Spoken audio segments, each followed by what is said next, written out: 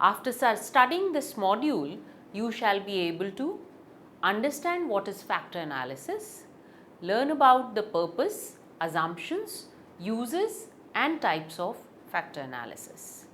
Learn to extract factors from correlation matrix using the Centroid method and comprehend about the methods to calculate the number of factor matrices required for a given correlation matrix. Introduction. Charles Spearman pioneered the use of factor analysis in the field of psychology and is sometimes credited with the invention of factor analysis. He discovered that school children's scores on a variety of seemingly unrelated subjects were positively correlated, which led him to postulate that a general mental ability or G underlies and shapes human cognitive performance. His postulate now enjoys broad support in the field of intelligence research, which is known as the G theory. Raymond Cattell expanded on Spearman's idea of two-factor theory of intelligence after performing his own tests and factor analysis. He used a multi-factor theory to explain intelligence. Cattell's theory addresses alternate factors in intellectual development, including motivation and psychology. Cattell also developed several mathematical methods for adjusting psychometric graphs such as his Scree test and similarity coefficients. His research led to the development of his theory of fluid and crystallized intelligence, as well as his 16 personality factors theory of personality. Cattell was a strong advocate of factor analysis and psychometrics. He believed that all theory should be derived from research, which supports the continued use of empirical observation and objective testing to study human intelligence. Factor analysis is a statistical tool to examine the interrelationships among various variables. It investigates several variables simultaneously and tries to locate them into a small number of dimensions that are referred to as factors. It is beneficial as it helps in summarization of data and identifies the latent dimensions or factors within a data set. The primary aim of the factor analysis is data reduction, and variables that are highly correlated with each other are identified as representing a single factor, and variables that do not correlate with each other are identified as representing orthogonal or independent factors. The ideal factor analysis would identify a small number of factors which are orthogonal to each other. Factor analysis and introduction. Factor analysis is a very broad term and does not really represent a unitary concept. It generally refers to a set of statistical techniques, all of function so as to locate a small number of dimensions, clusters or factors in a large set of independent variables or items. In factor analysis, a researcher starts with a large set of variables and variables that highly correlate with each other. They are identified as representing a single factor, and variables that do not correlate with each other are identified as representing orthogonal or independent factors. The ideal factor analysis would identify a small number of factors which are orthogonal to each other, that is, in spatial terms, they would lie at right angles to each other when graphed. This was suggested by Ribber and Ribber in 2001. The purpose of factor analysis. The main purpose of factor analysis is to identify the underlying structure of relationships among variables and to classify them into homogeneous groups or clusters that are referred to as factors. Data reduction as is the other purpose of factor analysis, as it decreases the number of variables and clusters them together under factors. The third purpose is to summarize and understand the data by identifying the relationships among the variables. It also serves the purpose to understand and confirm the latent variables of structural equation modeling, to remove redundancy or duplicity from a set of correlated variables, to identify and distinguish between latent variables that are called factors and observed variables within the data set. Another purpose of factor analysis is to identify the orthogonal factors that are independent of each other. Assumptions of factor analysis. Factor analysis can be performed on the data set which is usually interval in nature, that is, the measurement of the variables should be at least in interval scale of measurement. However, it can also be exercised on ordinal scale of measurement where scores are represented in Likert scale form. Variables subjected to factor analysis should be linearly correlated to each other.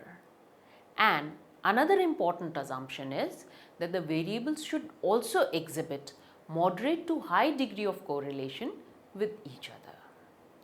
Uses of factor analysis. The factor analytic technique is used widely in the development of psychometric tests and scales. In this aspect, factor analysis helps in deciding the factor structure of the items in a test and also in giving the name to the concept to be measured by the test. It also helps in examining the underlying structure of psychological constructs by identifying its latent dimensions. Several theories of intelligence have been based on application of factor analysis, and as we have earlier discussed, Spearman's two-factor theory, Thurston's theory of primary mental ability, Guilford's structure of intellect model, Cattell's theory of fluid and crystallized intelligence are some of the examples that have taken help of factor analysis in developing their concepts and tests. Types of factor analysis. Depending upon the underlying assumptions, factor analysis is of two types. Exploratory factor analysis, which we refer to as EFA, and the purpose of exploratory factor analysis is to identify the total number of factors that exist for a given correlated variables. It also helps to determine the correlation between the variables and the factors in the data set. The other type of factor analysis can be confirmatory factor analysis, referred to as CFA, and the purpose of confirmatory factor analysis is to confirm or validate the priori theorized or hypothesized factor structure and its underlying variable. In this, a researcher already knows which variables are which factors. Confirmatory factor analysis forms the basis of structural equation modeling. The methods of factor analysis. The basic data that we use for factor analysis is the same for the correlation matrix when using the different procedures of analysis. Though there may be procedures that make use of the matrix of covariance, major methods that are popularly adopted for factor analysis are the Centroid method, which was developed by Thurston in 1947, summation method developed by Burt in 1941, principal axis method developed by Kelly 1935, and another one, the principal components method developed by Hoteling in 1933. For extraction of factors, the basic data required is the correlation matrix. For any correlation matrix that is derived either from the test scores or values, the diagonal cell values are empty. These cells can either hold the reliabilities of the test or the estimates of communalities or all 1.00 values. The diagonal values are all 1.00 in Hoteling's principal axis method, whereas in Thurston's centroid method, the communalities are placed in the diagonal cells of the correlation matrix. This is done to calculate the factors. The choice of the values to be used in the diagonal cells affects the number of factors extracted as well as the loadings of each factor on each test. Extraction of factors using the centroid method. In Thurston's centroid method of factor analysis, the correlation matrix is replaced by the factor matrix. A correlation matrix is square in nature, whereas where the rows and the columns are denoted by variables.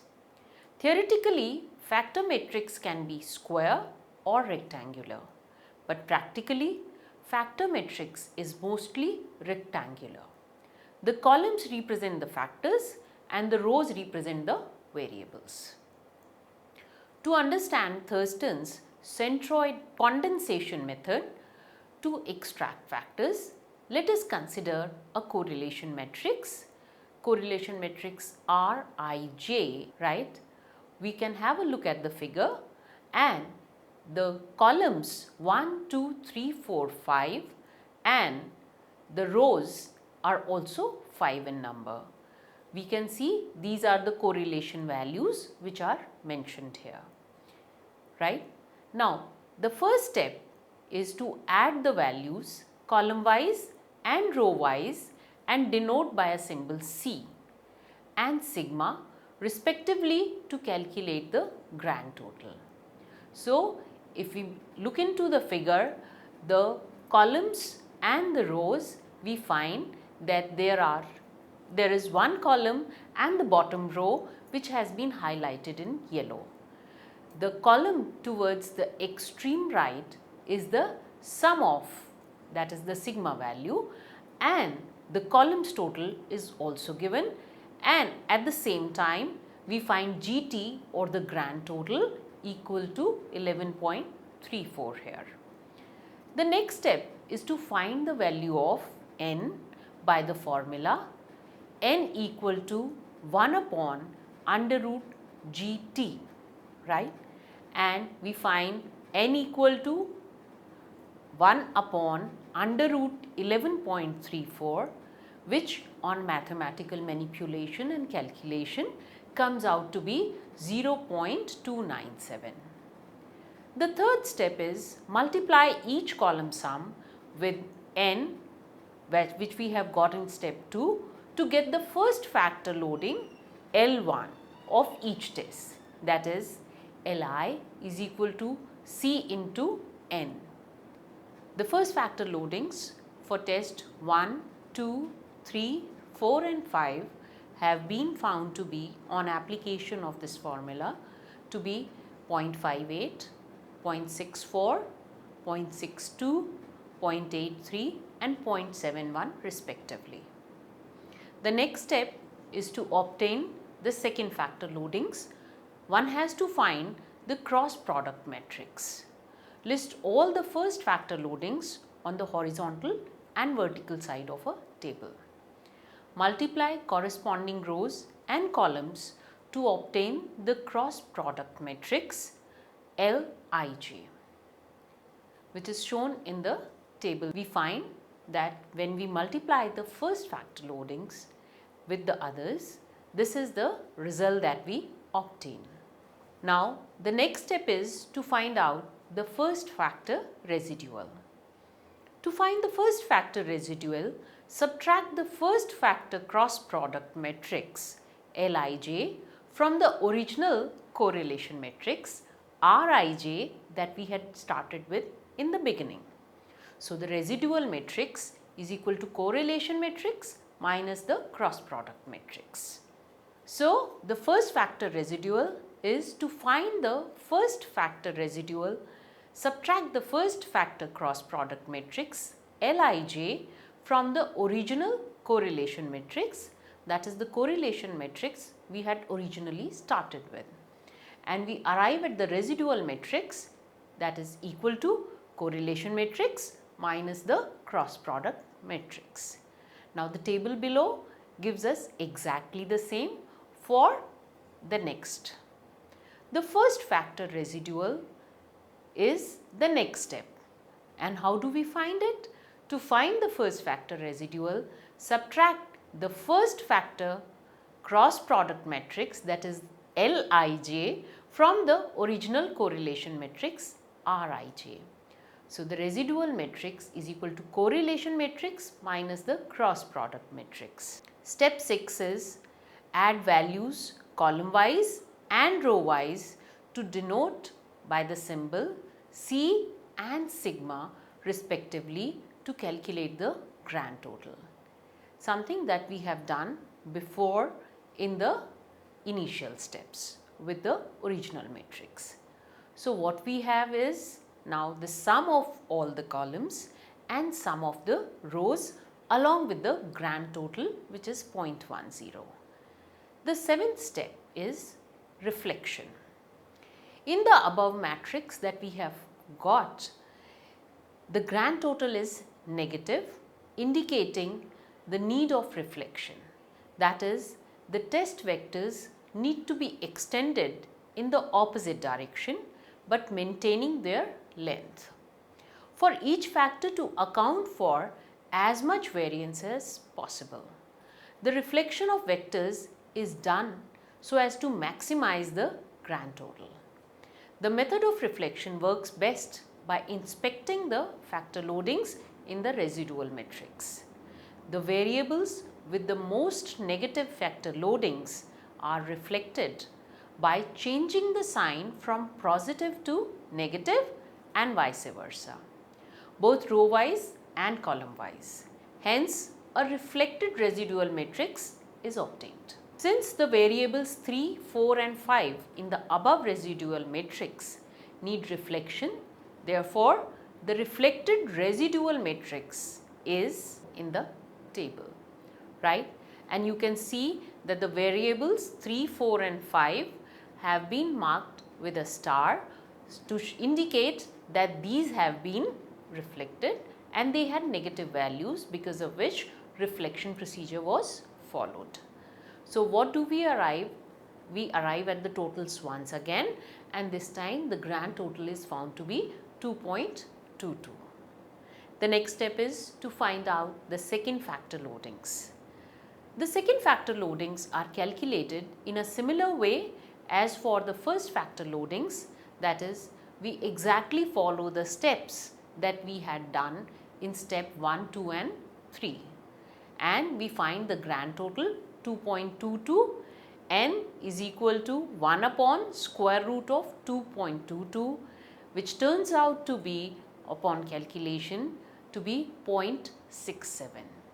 The second factor loadings are 0.46, 0.30, 0.28 and 0.18 and 0.28.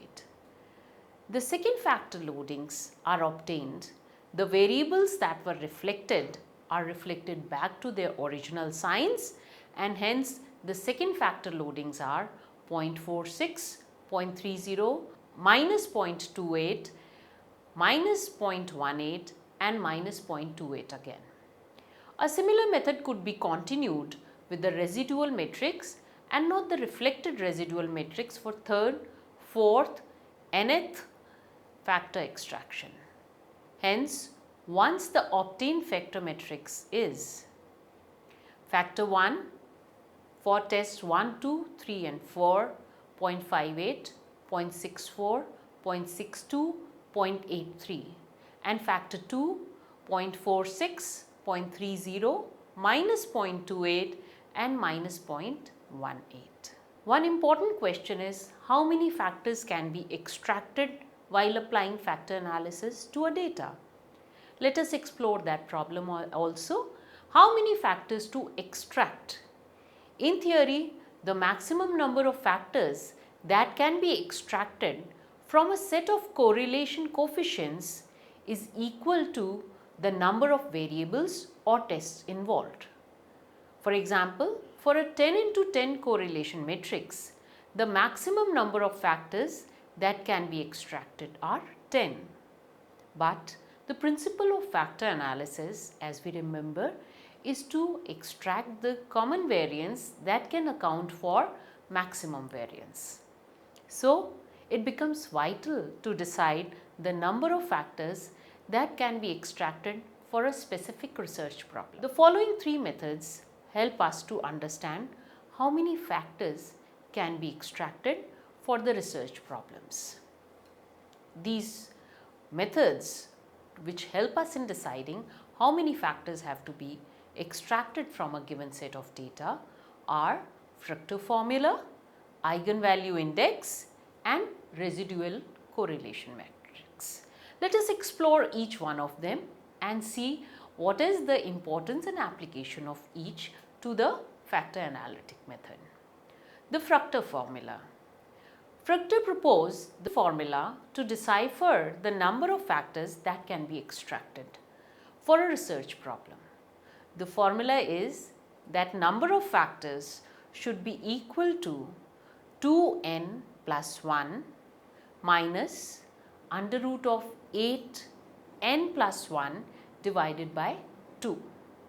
Now, on application of this formula, we can arrive at the number of factors that should be ideally expected from a correlation matrix, and they should be extracted.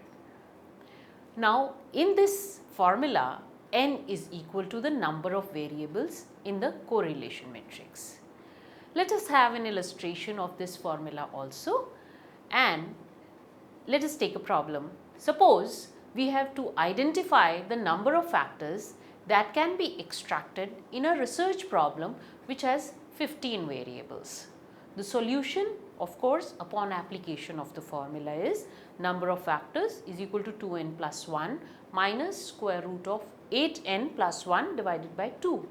Now, here as n is equal to 15, upon the substitution of the values in the formula, we find that the total number of factors that can be extracted from a 15 variable correlation matrix is 10.525 and rounded up to 11 factors. So, maximum of 11 factors can be extracted with a 15 variable correlation matrix. Hence, in a research problem with 15 variables, 11 factors are important to be extracted. The other method that help us in deciding how many factors to be extracted is the eigenvalue index. The number of factors that have to be extracted can be determined by calculating the eigenvalue index for each factor till an eigenvalue of 1 is obtained. That is, those factors are to be extracted whose eigenvalues are either 1 or more than 1. Factors with eigenvalue less than 1 are not considered for contributing to the variance and hence are not given importance at all. The statistical package for social science, that is SPSS, makes use of this method when extracting factors. Let us have an illustration of this method also and determine the number of factors that can be extracted on the basis of eigenvalues of the factors. We have 4 factors lined up here for the variables and the values are given here. Now, the solution to the problem here is eigenvalue of factor 1 is square all the values and add them, and it turns out to be 3.466. Eigenvalue for factor 2 is 1.800. For factor 3, the eigenvalue turns out to be 0.70. Eigenvalue for factor 4 is 0.39, and since only these factors are accounted for whose eigenvalue is 1 or more than 1, therefore only factor 1 and factor 2 will be extracted.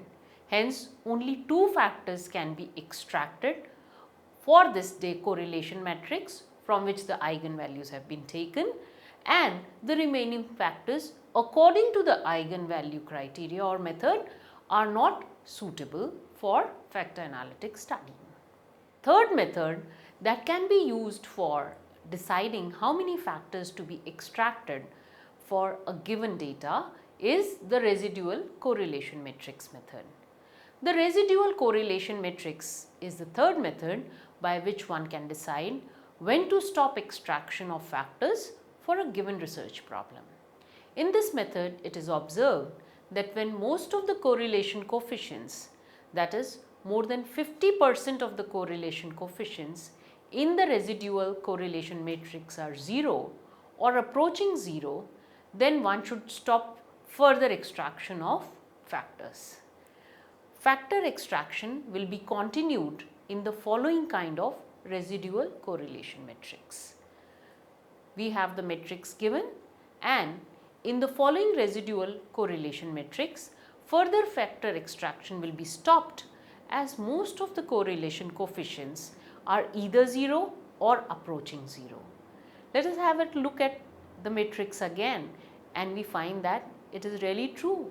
Many values are in negative or approaching 0, right? In the following residual correlation matrix, further factor extraction should be stopped. Summary of factor analysis. Factor analysis is a statistical method used to describe variability among observed or correlated variables in terms of a potentially lower number of unobserved variables called factors. For example, it is possible that variation in 4 observed variables mainly reflect the variations in 2 unobserved variables. Factor analysis searches for joint variations in response to unobserved latent variables. The observed variables are modeled as linear combinations of the potential factors plus error terms. The information gained about the interdependency between observed variables can be used later to reduce the set of variables in a data set. Computationally, this technique is equivalent to low rank approximation of the matrix of observed variables. Factor analysis originated in psychometrics and is used in behavioral sciences, social sciences, marketing, product management, operations design and operation research, and other applied sciences that deal with large quantities of data. Factor analysis is related to principal component analysis (PCA), but the two are not identical. Latent variable models, including factor analysis, use regression modeling techniques to test hypotheses, producing error terms, whereas the principal component analysis is a descriptive statistical technique. There has been significant controversy in the field over the equivalence or otherwise of the two techniques, and one can refer to exploratory factor analysis versus principal component analysis data and understand the differences between the two. The primary distinctive element of factor analysis is data reduction. Variables that correlate highly with each other represent a single factor, and the variables that do not correlate with each other are identified as representing independent or orthogonal factors. The centroid condensation method of factor extraction involves calculation of the grand total by adding the correlation coefficients of each column.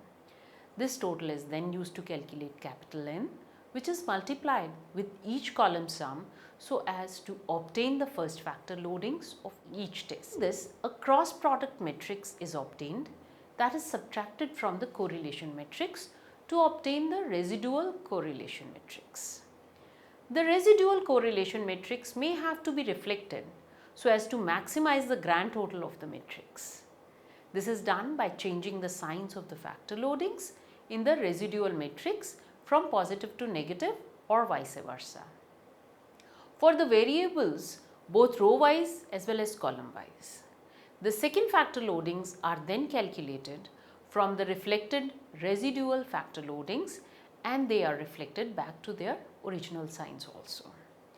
Further factor loadings may be obtained in a similar way. The decision about the number of common factors to extract and retain must steer between the extremes of losing too much information about the original variables on one hand and being left with too many factors on the other. Now this has to be decided judiciously, and we have seen there are a number of methods available for it. We have also studied them. Various criteria have been suggested to understand the number of factors that can be extracted. Some of them are the Fructo formula method, the eigenvalue index method, and the residual correlation matrix method.